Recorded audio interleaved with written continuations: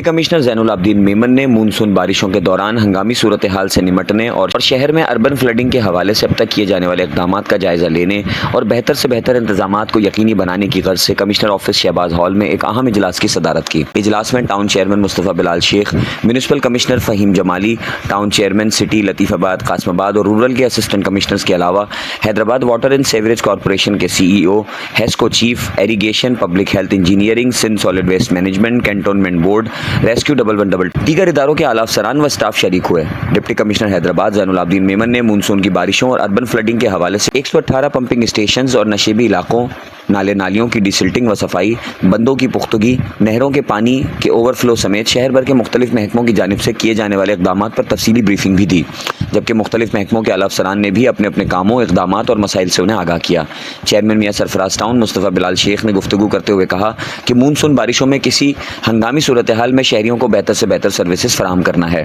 Deputy commissioner Zainul Abedin Memon ने कहा कि शहर को बड़े नुकसानात से बचाना है। बारिशों की सूरत में हंगामी आलात, machinery, D watering pump, 30 full generators, jetting tankers व दीगर ज़रूरी आलात, मशीनरी और अमले की दस्तियाबी को यकीनी बनाएंगे। उन्होंने कहा कि मौसमियाती तब्दीलियों से मामूल से ज़्यादा बारिश और सैलाब का सामना करना पड़ सकता है। दौरान बारिश पानी की निकासी के लिए तमाम पंपिंग स्टेशन अपना काम हर मुमकिन तरीके से जारी रखें। नशीबी इलाकों में जमा होने वाले बरसात के पानी की निकासी के लिए डीजल व पेट्रोल इंजन लगाकर निकासी को मुमकिन बनाया जाएगा।